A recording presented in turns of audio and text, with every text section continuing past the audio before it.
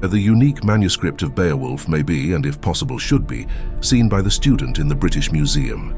It is a good specimen of the elegant script of Anglo-Saxon times, a book got up with some care, as if intended for the library of a nobleman or of a monastery.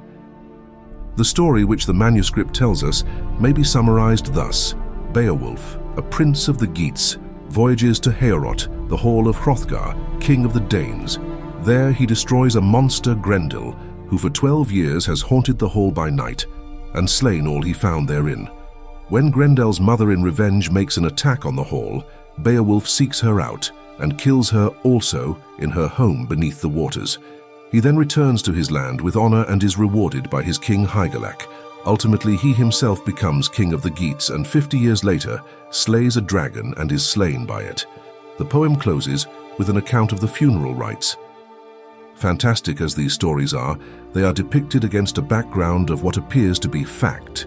Incidentally, and in a number of digressions, we receive much information about the Geats, Swedes, and Danes, all which information has an appearance of historic accuracy and in some cases can be proved from external evidence to be historically accurate. Beowulf's people have been identified with many tribes, but there is strong evidence that the Geats are the inhabitants of what is now a portion of southern Sweden, immediately to the south of the Great Lakes Wenner and Wetter.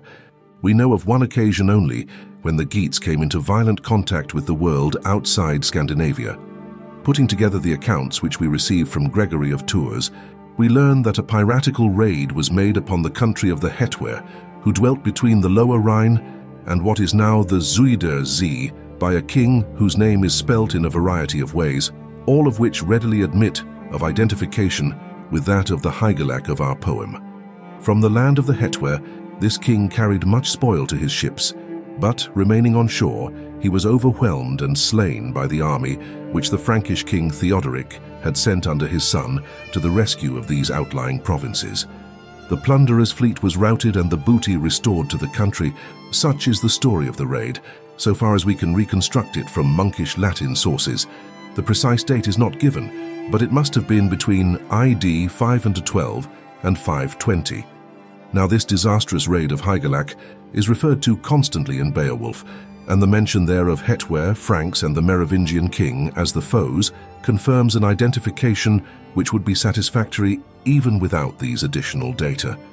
But if Beowulf is supported in this matter by what is almost contemporary evidence, for Gregory of Tours was born only some 20 years after the raid he narrates, we shall probably be right in arguing that the other stories from the history of the Geats, their Danish friends and their Swedish foes, told with what seems to be such historic sincerity in the different digressions of our poem, are equally based on fact. According to Beowulf, King Ongentheow had two sons, Onela and Othere.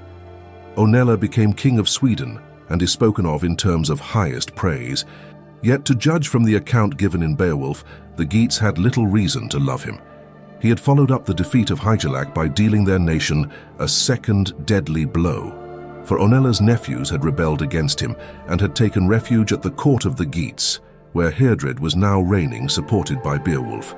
Thither Onela pursued them and slew the young king Heardred.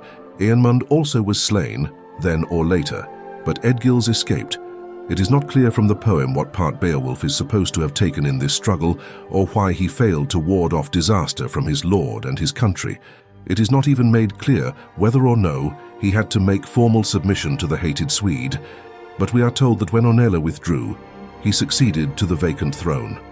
This story bears in its general outline every impression of true history: the struggle for the throne between the nephew and the uncle, the support given to the unsuccessful candidate by a rival state.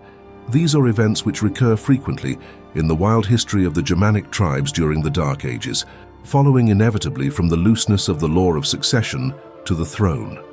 There can then hardly be a doubt that there actually was such a king as Eadgils, and some of the charred bones which still lie within the gigantic king's mounds at Old Uppsala may well be his. And though they are not quite so well authenticated, there can also be little doubt as to the historic existence of Onela, Othere, and even of Ongentheow. It is obvious that the Geats of Beowulf were a strong and independent power, a match for the Swedes. The Geats are located among the great nations of Scandinavia, both by Ptolemy in the 2nd century and by Procopius in the 6th. When we next get clear information, both Geats and Swedes have been united under one king, but the Geats retained their separate laws, traditions, and voice in the selection of the king, and they were constantly asserting themselves during the Middle Ages. It has been generally held that the Beowulf of our poem is compounded out of two elements: that an historic Beowulf, king of the Geats, has been combined with a mythological figure, Beow, a god of the ancient Angles, that the historical achievements against Frisians and Swedes belong to the king, the mythological adventures with giants and dragons to the god, but there is no conclusive evidence for either of these presumed component parts of our hero. To the god Beowulf we shall have to return later. Here it is enough to note that the current assumption that there was a king, Beowulf of the Geats, lacks confirmation from Scandinavian sources. And one piece of evidence there is, which tends to show that Beowulf is not an historic king at all, but that his adventures have been violently inserted amid the historic names of the kings of the Geats. Members of the families in Beowulf, which we have reason to think historic bear names which alliterate the one with the other. The inference seems to be that it was customary, when a Scandinavian prince was named in the 6th century, to give him a name which had an initial letter, similar to that of his father. Care was thus taken that metrical difficulties should not prevent the names of father and son being linked together in song. In the case of Beowulf himself, however, this rule breaks down. Beowulf seems an intruder into the house of Hrethel. This failure to fall in with the alliterative scheme and the absence of confirmation from external evidence are, of course, not in themselves enough to prove that the reign of Beowulf over the Geats is a poetic figment. And indeed our poem may quite possibly be true to historic fact in representing him as the last of the great kings of the Geats, after whose death his people have nothing but national disaster to expect. What tells much more against Beowulf as a historic Geatic king is that there is always apt to be something extravagant and unreal about what the poem tells us of his deeds, contrasting with the sober and historic way in which other kings like Hrothgar or Hygelac or Eadgils are referred to. True, we must not disqualify Beowulf forthwith because he slew a dragon. Several unimpeachably historical persons have done this.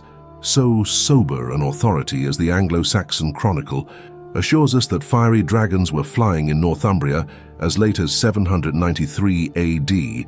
But, and this is the serious difficulty, even when Beowulf is depicted in quite historic circumstances, there is still something unsubstantial about his actions. When, in the midst of the strictly historical account of Hygelac's overthrow, we are told that Beowulf swam home, bearing 30 suits of armor. This is as fantastic as the account of his swimming home from Grendel's lair with Grendel's head and the magic sword hilt. We may well doubt whether there is any more kernel of historic fact in the one feat than in the other.